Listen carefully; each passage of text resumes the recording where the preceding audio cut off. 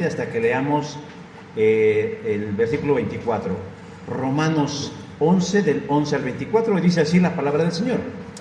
Digo pues, ¿han tropezado los de Israel para que cayesen? En ninguna manera, pero por su transgresión vino la salvación a los gentiles para provocarles a celo.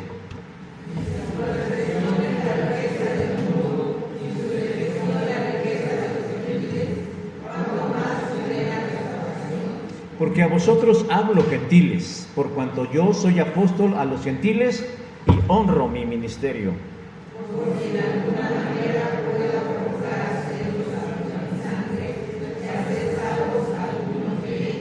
Porque si su exclusión es la reconciliación del mundo, ¿qué será su admisión sino vida de entre los muertos? Si las primicias son santas, también lo es la masa restante.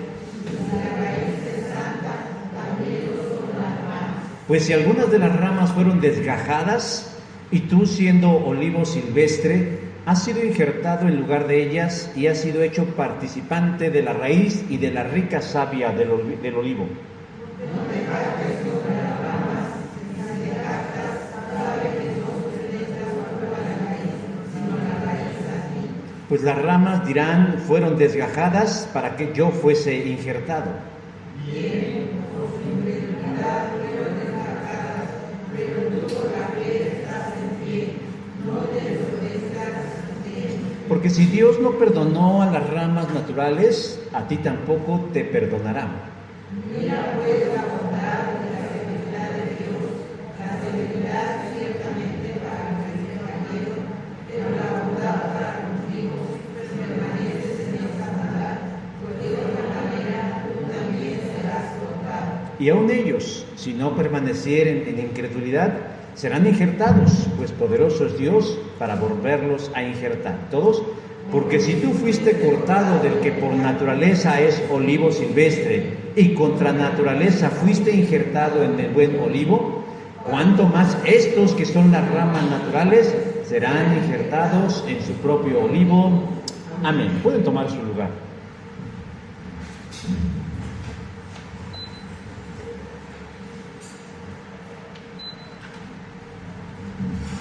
Es que ya se empieza a sentir calor.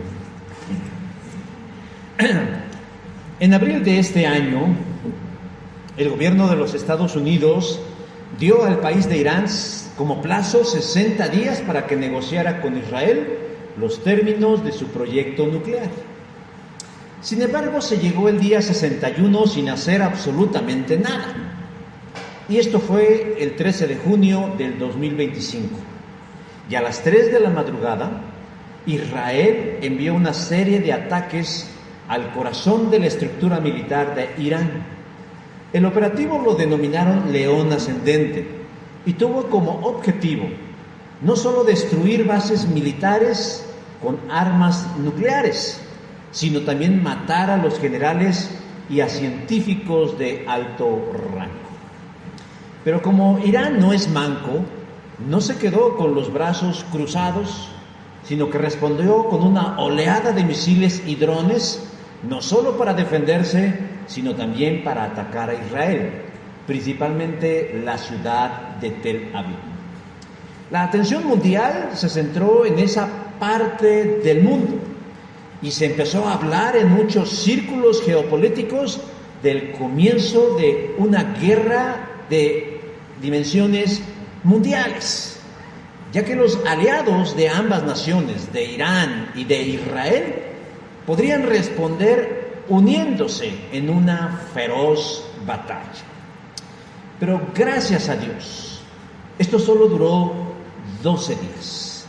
Luego de que el presidente de los Estados Unidos, Donald Trump, anunciara el cese al fuego, luego que ellos confirmaran un ataque a 3 sitios estratégicos del proyecto nuclear iraní. A Irán no le quedó otra más que aceptar, y así en este periodo breve de guerra se le conoce como la Guerra de los 12 días. Y esta fue una noticia que yo imagino que casi todos conocemos. Y entonces surgen algunas preguntas a la luz de la fe cristiano. ¿Qué pensaría alguien que se suscribe al dispensacionalismo acerca del final de esta guerra? ¿Qué pensaría Armando Alducin, que es uno de los principales promotores de este pensamiento teológico, cuando todas sus expectativas de lo que han vaticinado no se cumplieron? Porque ya hablaban del regreso o del asome de Jesús y del arrebatamiento de la iglesia para que no atravesaran la tribulación. Oigan, por fallos como estos, es por lo que yo soy un escéptico del dispensacionalismo. Porque en cuanto ven un conflicto en donde Israel está involucrado, rapidito, inmediatamente y sin mediar razón, salen a decir que las profecías se están cumpliendo. Porque para ellos, Israel es el reloj profético de Dios. Pero sucesos como estos mantienen en vilo a la población. Sin embargo, sucesos como estos son constantes para la nación, el Estado de Israel. Porque de entrada déjeme decir que aun cuando tenían este conflicto con el país de Irán, dentro de sí mismo tienen un conflicto interno con los palestinos. Pero siempre que Israel se mete en problemas, ya sea porque lo atacan o él lo hace, la situación es que esta situación divide a los cristianos, particularmente al cristianismo evangélico y protestante. Y se forman dos bandos o dos extremos. Por un lado, quienes defienden y justifican a Israel en todo lo que hacen, como es el reloj profético de Dios, y además el pueblo elegido de Dios, afirman que todo lo que hace Israel lo hacen bajo el auspicio del Dios soberano, y que el evangelicalismo en general debiéramos apoyarlo incondicionalmente, justificarlo y seguir orando por ellos. A quienes piensan así, despectivamente se les denomina sionistas, porque aman e idolatran a Israel. El lado opuesto es quienes no ven en Israel ya para nada al pueblo elegido de Dios, sino que fue reemplazado por otros, y que lo que hoy existe es un estado laico, étnico de Israel, que poco o casi nada tiene que ver con los israelitas de las Escrituras. Aquí se condena a Israel y hasta se presentan evidencias de que muchos de los males en el mundo son causados por los judíos. A quienes piensan así, igualmente de forma despectiva, se les llama antijudíos o antisemitas. Pero hay quienes no se suscriben a ninguna de esas dos posiciones. Pero ambas posiciones pugnan, presionan y coercionan para que la iglesia cristiana en general tome una postura. Déjeme decir que es probable que estos temas a usted no le quiten el sueño o no le ayuden a pagar las cuentas de la luz o el teléfono. Pero resultan interesantes e importantes saber, hermanos, en dónde estamos parados en relación de nuestra fe, de nuestra esperanza y de la verdad. Porque para los dispensacionalistas, Dios tiene dos pueblos, el de Israel y la iglesia. Israel está alejado momentáneamente, en una pausa espiritual, pero que en el cumplimiento de todas las cosas, los israelitas se volverán a Dios y los utilizará el Señor en los últimos tiempos para evangelizar al mundo incrédulo. Y mientras tanto, dicen los dispensacionalistas, la iglesia, bien gracias, será arrebatada, llevada a los cielos para no sufrir persecución y regresar con Cristo a reinar por 1000 años cuando todo esto termine. Eso es, hermanos, lo que a grandes rasgos inunda el pensamiento de algunos cuando al país de Israel se le ocurre armar camorra. La gente piensa eso. Pero yo pregunto, ¿esto es así? ¿Dios tiene dos pueblos? ¿Dios reemplazó a Israel por la iglesia? ¿Es Israel el reloj profético de Dios? Debemos estar atentos a que si a Israel se le mueve una pestaña, o le da comezón, o le sale un grano, nosotros inmediatamente debemos ver que son señales de una segunda venida de Cristo. Hermanos, nosotros debemos tener bien en claro nuestra identidad en Jesús, la cual no es étnica, cultural, laica, sino es espiritual. Porque Dios no nos llamó a ser judíos, sino a ser discípulos de Jesús. Pero partamos de una premisa importante, que el cristianismo ha creído desde el primer siglo que Dios solo tiene un pueblo, solo tiene una nación elegida, amada y escogida, que utiliza y utilizará para el cumplimiento de su voluntad. Pero entonces cabe la pregunta, ¿qué de Israel? ¿Qué con ellos? ¿Qué juegan todos ellos ahora en la historia del mundo? Pablo está escribiendo a la iglesia de Roma, una iglesia donde no lo conocen, pero la escribe con un propósito claro. Por estrategia, Pablo quiere llegar al país de España, a la región de España, pero para lograr su misión, Pablo necesita el auspicio, el respaldo, el sustento de una iglesia pudiente, pero no solamente en el ámbito económico, sino también en el espiritual. Y en un afán de impresionarlos o de quedar bien con ellos, les escribe una carta con un lenguaje muy pulido para impresionarlos y causarles buena impresión. Y aunque la mayoría de la carta a los romanos es teológica y doctrinal, dedica un buen apartado de su carta para hablar de los judíos y su papel en la historia de la salvación. Y hace esta referencia no porque sea fan de los judíos o porque él sea judío, sino por la condición que está viviendo la iglesia de Roma. La iglesia de Roma fue fundada por judíos convertidos a Cristo, pero bajo el gobierno del emperador Claudio, los judíos tuvieron que salir de ahí dejando sola a la iglesia.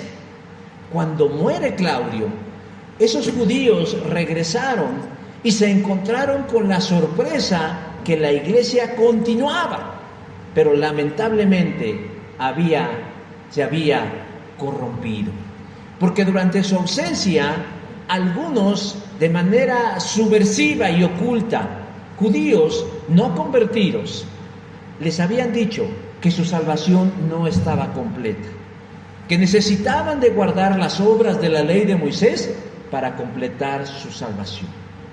Y por eso Pablo hace referencia a los judíos en su carta a los romanos para ayudar a los hermanos a reorientar su fe en relación a la salvación en Cristo.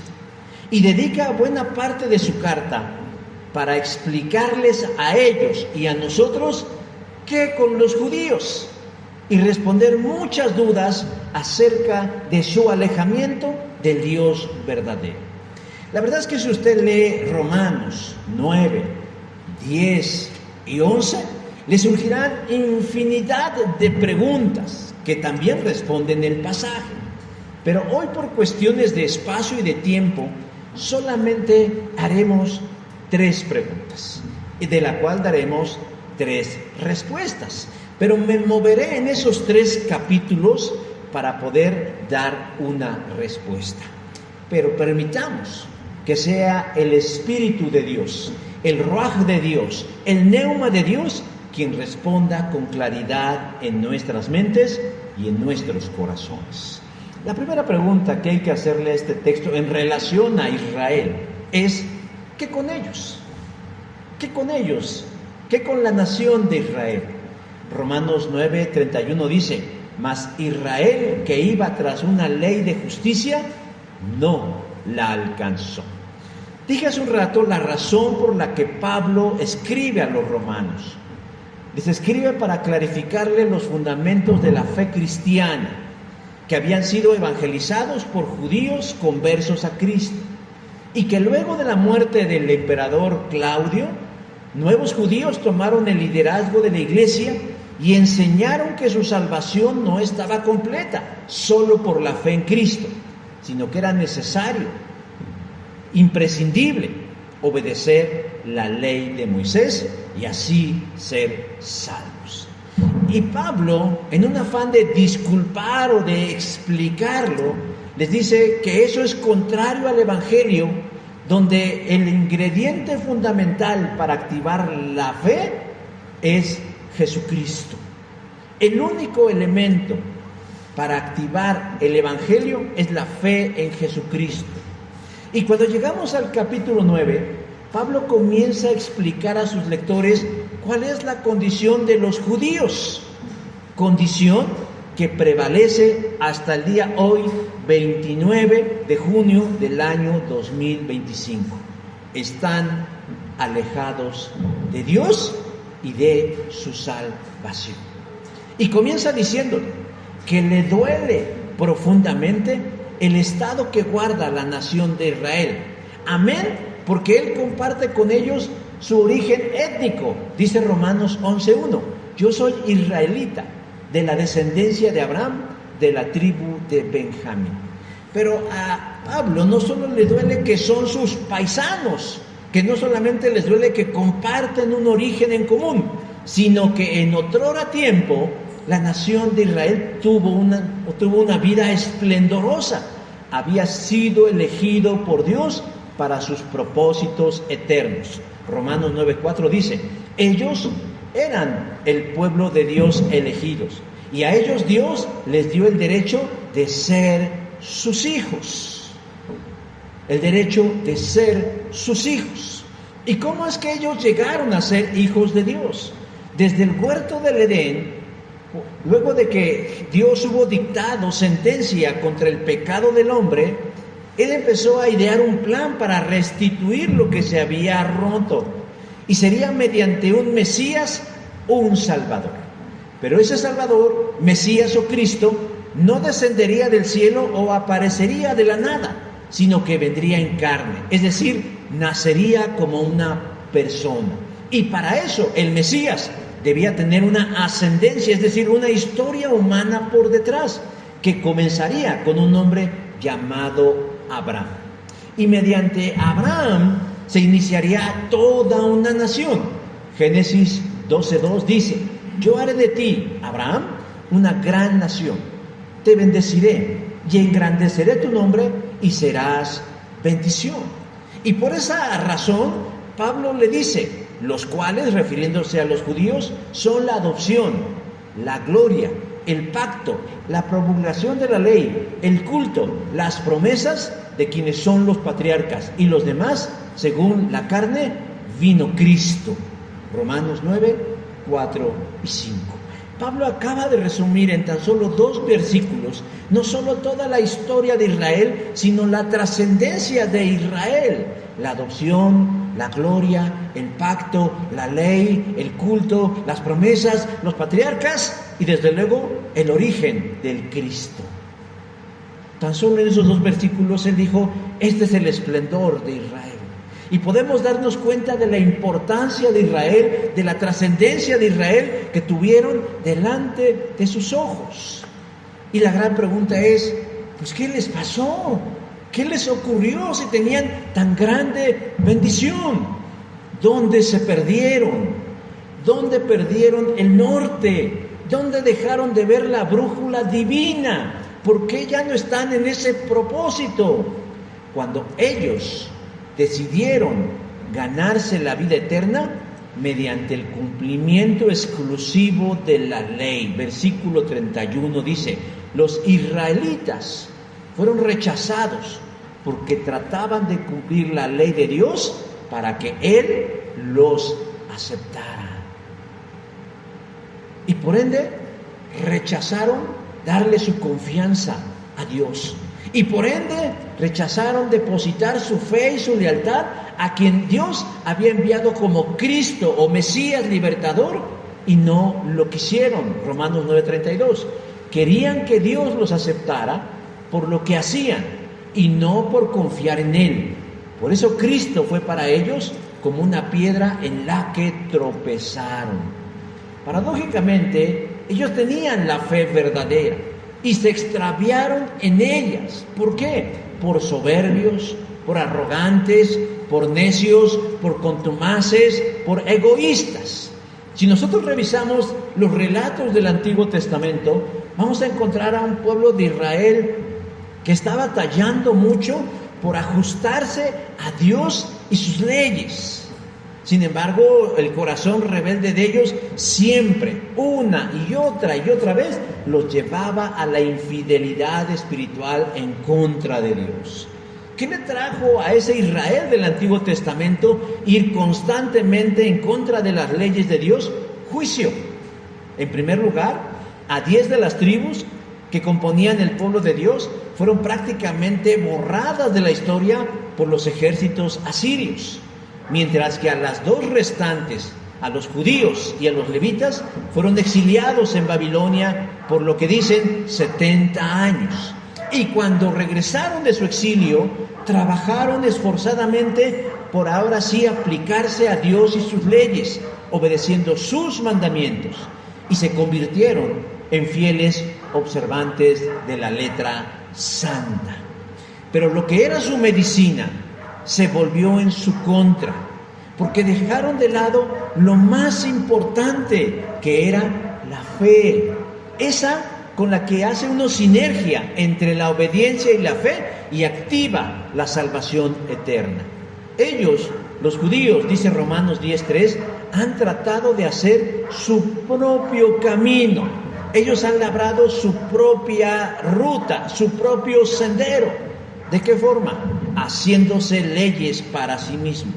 Y más grave aún, rechazando al Mesías de Dios. Romanos 10:4 dice: Cristo ya cumplió el propósito por el cual se entregó la ley, y como resultado, todos los que creen en Él son hechos justos a los ojos de Dios. Pues esto que yo acabo de decir, los judíos no lo creen, porque Jesús, el arquetipo de Jesús, no se ajustaba a su concepto de Mesías. Ellos querían un Mesías guerrero, ellos querían un Mesías caudillo, ellos querían un Mesías general que los organizara para luchar en contra de los romanos y liberarse de la opresión. Pero esta fue la perdición de gran parte del pueblo de Israel, su incredulidad y la dureza de su corazón con respecto a Jesús. Y al día de hoy ellos continúan con su incredulidad y su dureza de corazón. Luego entonces la pregunta es: ¿Dios desechó a Israel por esto como pueblo? Déjeme decir que no. Dios no los desechó, sino que ellos se excluyeron, porque lo tenían todo para hacer lo que Dios había planificado con ellos. Ellos serían la punta de lanza de la redención del mundo, y de alguna forma lo cumplieron, porque a través de ellos arribó la salvación. Y Jesús lo dijo así: porque la salvación viene de los judíos. Juan capítulo 4, versículo 2. Pero no pudieron mantenerla, no pudieron abrazarla y la perdieron miserablemente. No la entendieron, y como no la entendieron, pues la perdieron. No, Dios no se las quitó. Ellos ya no quisieron ajustarse bajo el perfil y las reglas de Dios. Un israelita no solo era salvo mediante el cumplimiento de la ley. De hecho, Abraham no se salvó por la ley, porque en su tiempo ni ley había, pero lo hizo a través de una fe consistente, leal hacia el Dios que lo había llamado. Los israelitas no entendieron que no era por su linaje, que no era por su ascendente abrámico, no era por su ubicación geográfica, sino en quien creían ellos de manera leal y firme.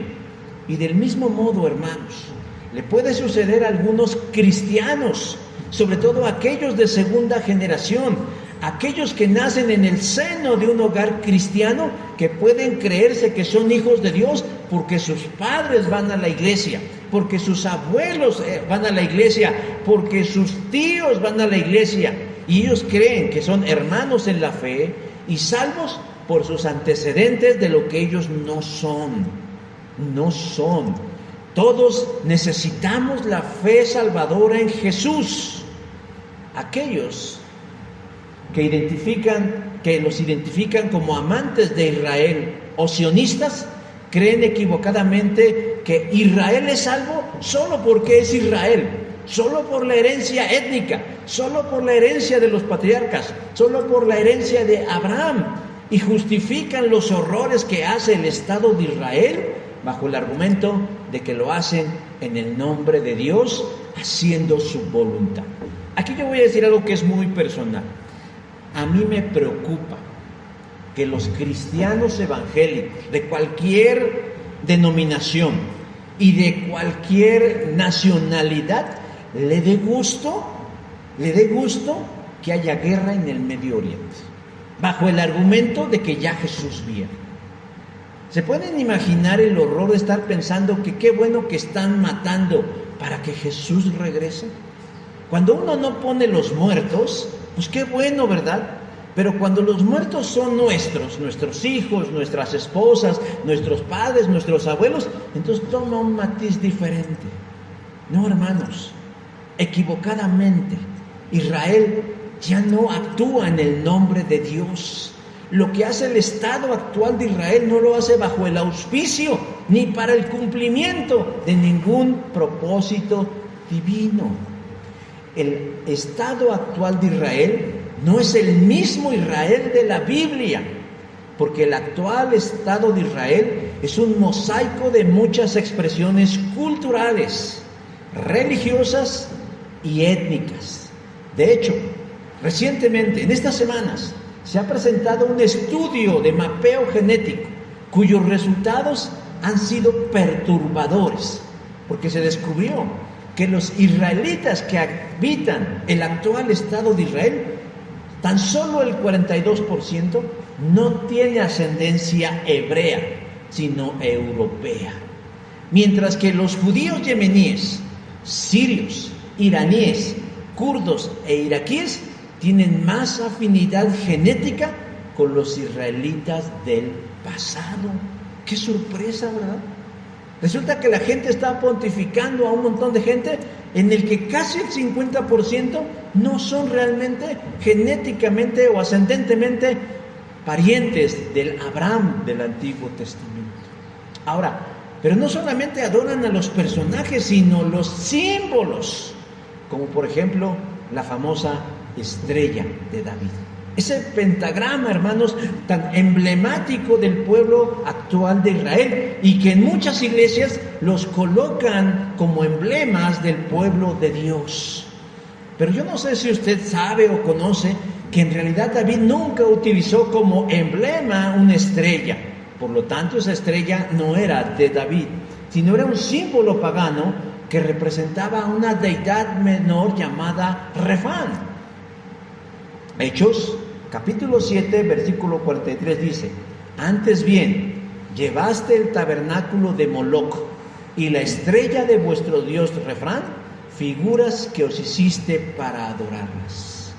Hermanos, a veces los cristianos no saben lo que meten a sus iglesias, y en lugar de quitar esos símbolos paganos, los enarbolan, los pontifican y los hacen válidos para la fe cristiana. Ahora, yo no hago estas alusiones para denostar al pueblo de Israel, sino para distinguir que lo que hoy muchos evangélicos defienden, justifican y pontifican ya no es el pueblo de Dios, sino que el Israel de hoy es una nación artificial que nació en 1947 por la imposición de los Estados Unidos, que sí guarda ciertas reminiscencias del pasado, pero que no son vinculantes para la salvación, ni con las promesas de Dios, ni con Dios mismo.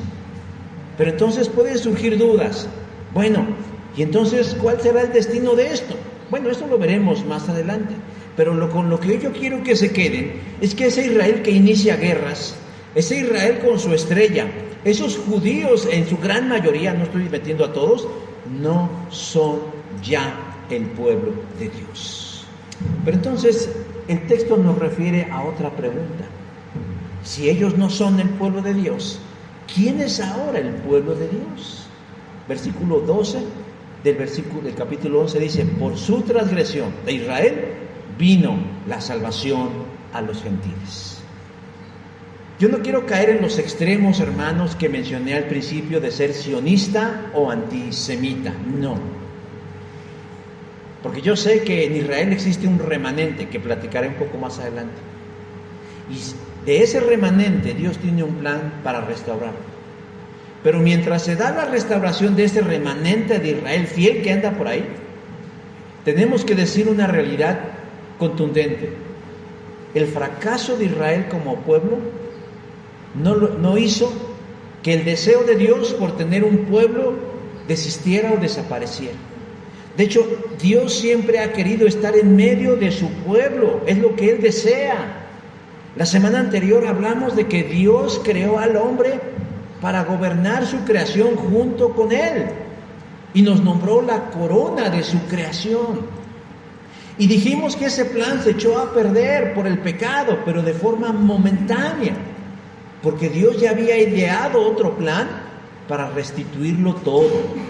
Y en ese segundo plan, Dios requería de un pueblo que sirviera como puente, como vehículo para que el Mesías llegara a salvar al mundo. Y ese pueblo era Israel. Y cumplió parcialmente el plan de Dios en su misión, pero se perdió en el camino, no entendió el momento que vivía, y Dios no pensaba en ser un Dios exclusivista. Dios no tenía en su plan que únicamente los salvos fuera Israel, sino que Él tenía en su mirada todas las demás personas. ¿Qué nos dice Apocalipsis 7:9? De toda nación, de toda tribu, de todo pueblo y de toda lengua. Apocalipsis 7:9. Pablo dice que Dios escogió a Israel para hacerlo partícipe de su gloria. Romanos 9:24. Así que Dios nos llamó a unos de entre los judíos y a otros de entre los no judíos. Jesús mismo ya había dicho esto anteriormente: tengo otras ovejas que no son de este redil, a aquellas también debo traer, y oirán mi voz, y habrá un rebaño y un pastor. Juan capítulo 10, versículo 16. ¿A quién se refiere Jesús? A los gentiles, a los que no son judíos, a los que no son hebreos, a los que no tienen un vínculo directamente con Abraham y sus promesas. Es decir, a todo aquel que no era israelita. Los gentiles somos esas otras ovejas, somos ese otro rebaño que no somos judíos y por los cuales Jesús también vino y que nos atrajo hacia Él, para que juntos, judíos y gentiles, fuéramos ¿qué? Un rebaño y un solo pastor. Para quienes tienen un pensamiento dispensacional, esta idea no les agrada, porque para ellos Israel es uno y la iglesia es otro. Pero déjenme decir que realmente la iglesia no inició en el Nuevo Testamento y no inició en Pentecostés, en el capítulo 2 del libro de los Hechos. La idea de la iglesia empezó en el Antiguo Testamento, cuando Dios decidió tener un pueblo, un solo pueblo.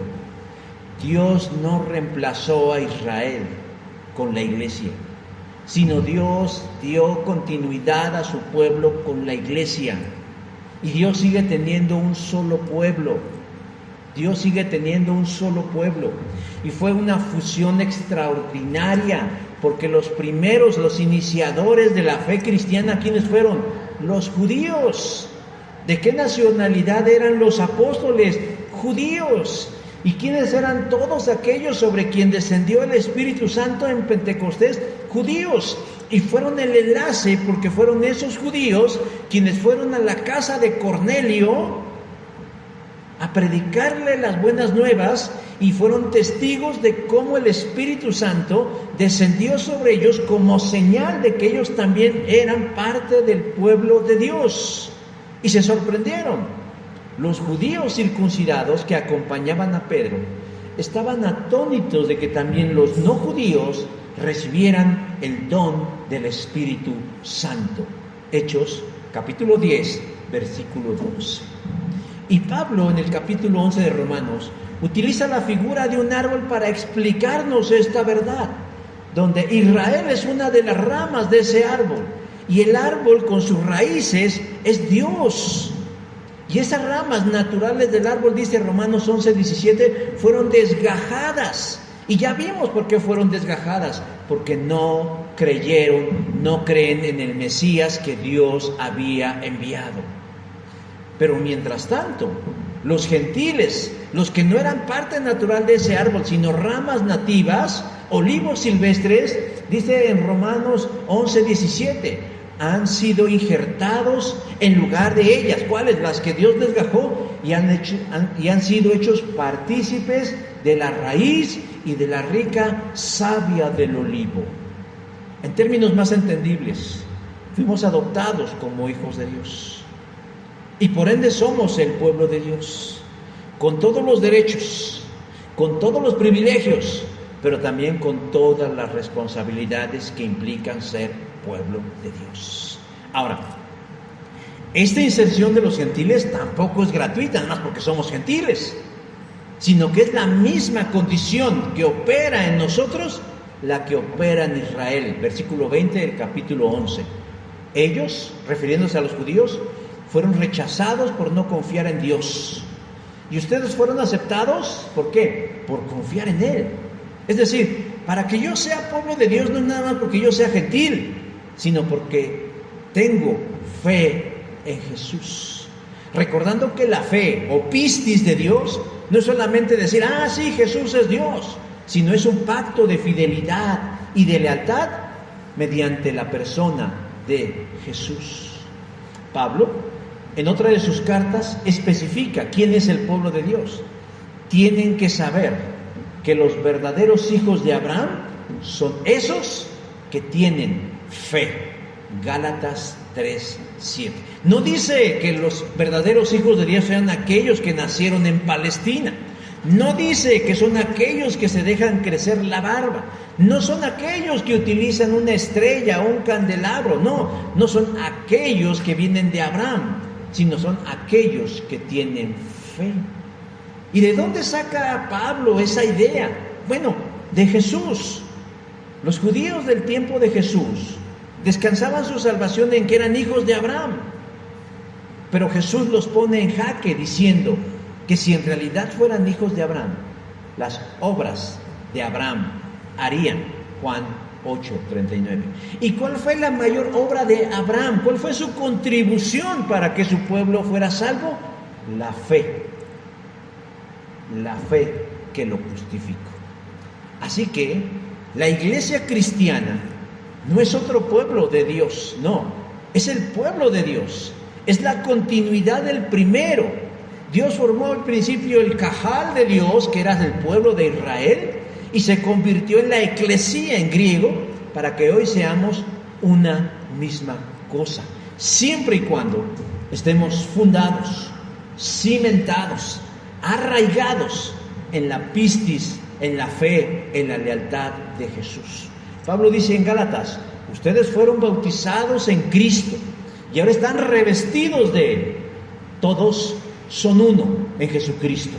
No importa si son judíos, no importa si son esclavos, no importa si son gentiles, no importa si son libres, no importa si son hombres, no importa si son mujeres, si ustedes han sido bautizados en Jesús.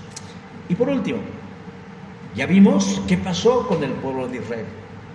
Ya vimos cómo la iglesia se convierte en el nuevo Israel espiritual de Dios.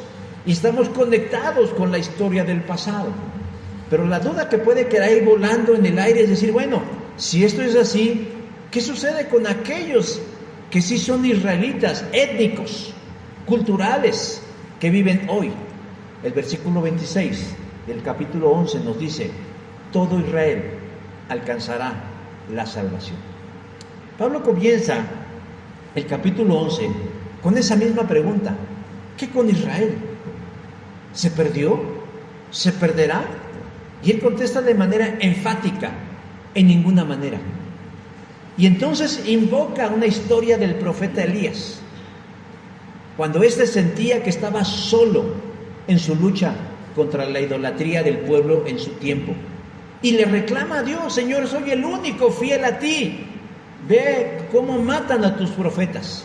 Ve cómo tus reyes se apartan. Ve cómo el pueblo no te rinde honor, Señor. Yo soy el único. Y dice Pablo, ¿y cuál fue la respuesta divina? Dios le dijo a Elías, me he reservado 7,000 hombres que no han doblado su rodilla delante de Baal, versículo 4. Pues del mismo modo que había 7,000 fieles, igual que Elías, al Dios verdadero, lo que está diciendo Pablo es que hoy en día pueden haber judíos que sean fieles a Jesús. No todo israelita rechaza a Jesús como medio de salvación y como medio de reconciliación al Dios verdadero. El verso 5 del capítulo 11 dice, ha quedado un remanente escogido por gracia. Y si ese remanente cumple con el requisito para ser salvo, es decir, creer en Jesús y no en su ascendencia judía, Dios les da la salvación.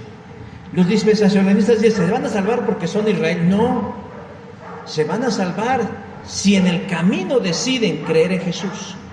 Dios los hizo como un regalo de su generoso amor. No fue por buenas acciones de ellos, porque si hubieran sido elegidos por sus buenas acciones, entonces el regalo amoroso, el regalo del generoso amor de Dios no sería en verdad un regalo. Versículo 6. Los judíos pueden volver a ser pueblo de Dios. Los judíos pueden volver a reinsertarse al árbol de la vida eterna. Versículo 22. Y aún ellos, si no permanecen en incredulidad, serán reinjertados, porque poderoso es Dios para volverlos a injertar.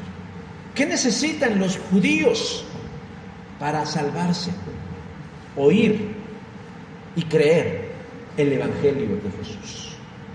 Y en el versículo 18 dice Pablo, ¿y no lo han escuchado?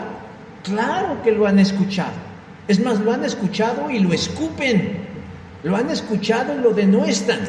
Si ustedes tienen alguna vez la oportunidad de leer algunas porciones del Talmud, que es este tipo de literatura que surgió después de la destrucción del templo en el año 70, ellos maldicen a Jesús, diciendo que está en el infierno ardiendo por sus pecados y que todo lo que hace Jesús es estiércol delante de Dios.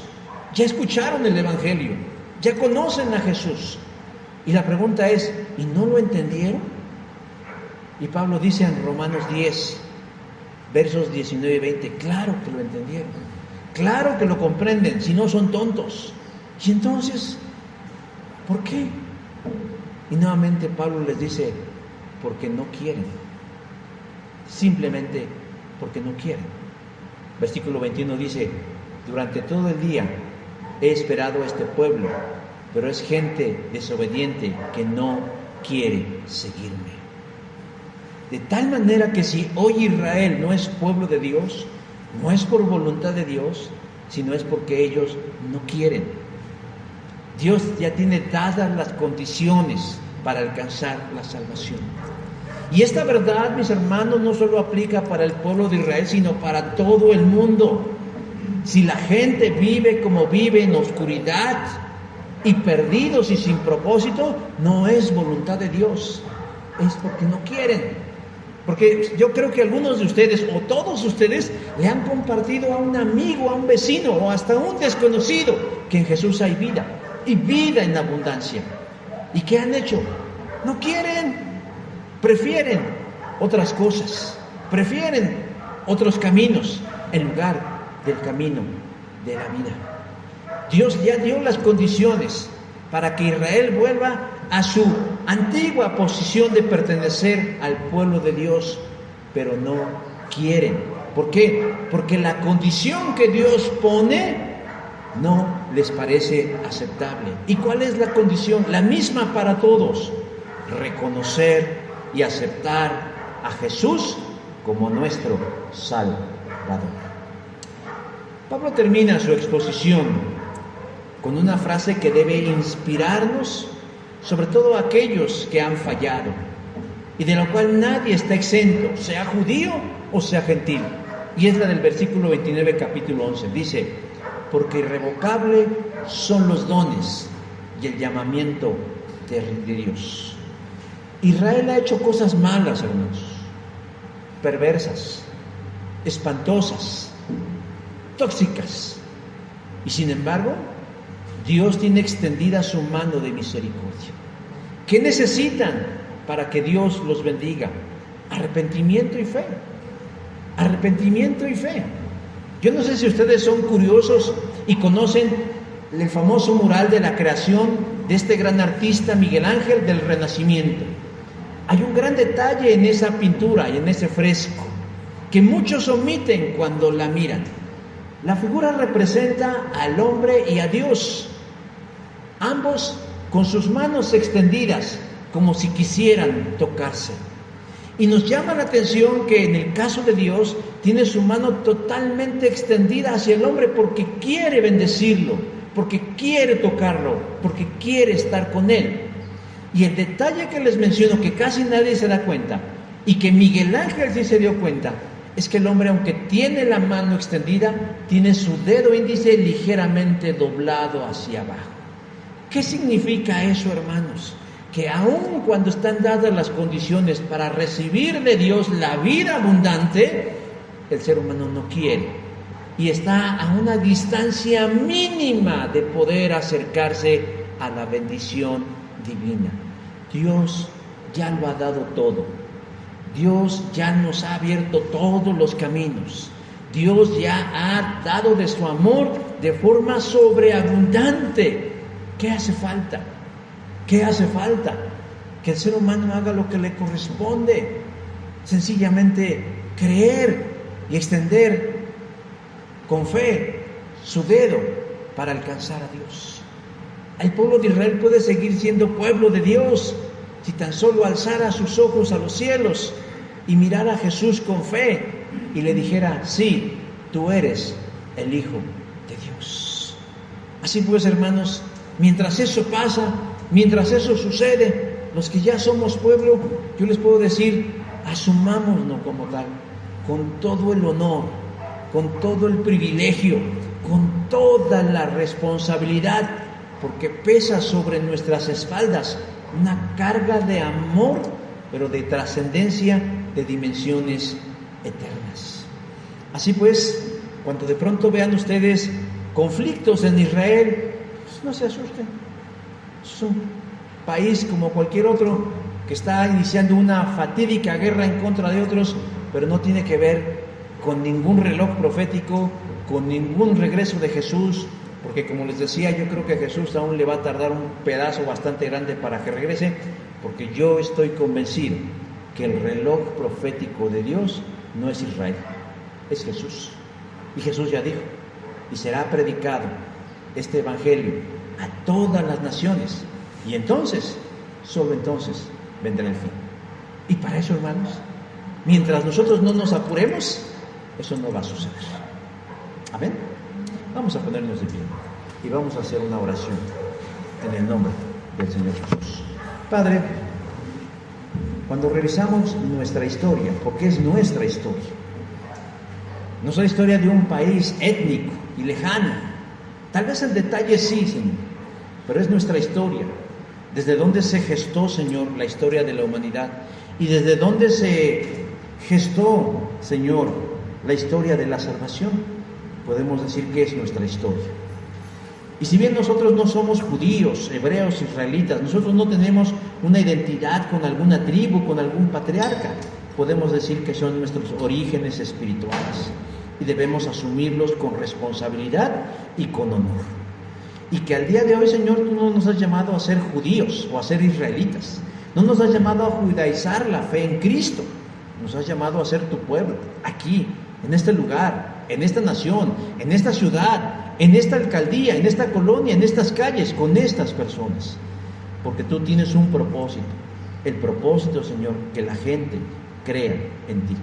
Que la gente no tenga argumento delante del gran trono de la gracia el día del juicio y no pueda decir que no supo que había una puerta de salida, una puerta de escape, un camino mejor, llamado Jesús. Úsanos, Señor. Úsanos. Úsanos, Señor, para que nosotros seamos y cumplamos tu propósito. Porque así como Israel falló y fracasó en el cumplimiento de su llamado, también nosotros podemos fallar. Lo dice tu palabra, pero no queremos. No queremos ensorbecernos. No queremos cegarnos. No queremos, Dios, ser indolentes, ni ley para nosotros mismos. Queremos honrar, Señor, ese honor que nos diste al injertarnos como olivo silvestre en el árbol de la vida que eres tú, Señor.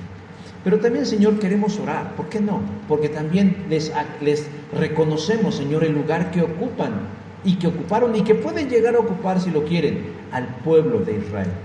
Para que en medio, Señor, de su locura y de su arrogancia resplandezca la luz de Jesús. Que el Espíritu Santo, ese mismo Espíritu que convence al gentil de pecado, juicio y justicia, sea el mismo Espíritu que convenza al israelí de ser nuevamente un hijo a través de la fe en Jesús. Cuídalo, Señor, y no permitas que sigan haciendo ni causando males, dolores, tristezas y destrucción, simple y llanamente reclamando tal vez una herencia que ya no les corresponde. Porque su morada no es la tierra de Palestina, porque su hogar, Señor, ya no es ese pedazo de tierra, de piedra y de vegetación, sino que tú, Señor, tienes para quienes creen en ti una nueva morada, un nuevo cielo, una nueva tierra, en donde tú, Señor, habitarás en medio de nosotros. Gracias, Señor, porque tenemos tu verdad y la abrazamos y la hacemos nuestra. Por el nombre de Jesús. Amén y amén. Gracias, mis hermanos. Dios les bendice.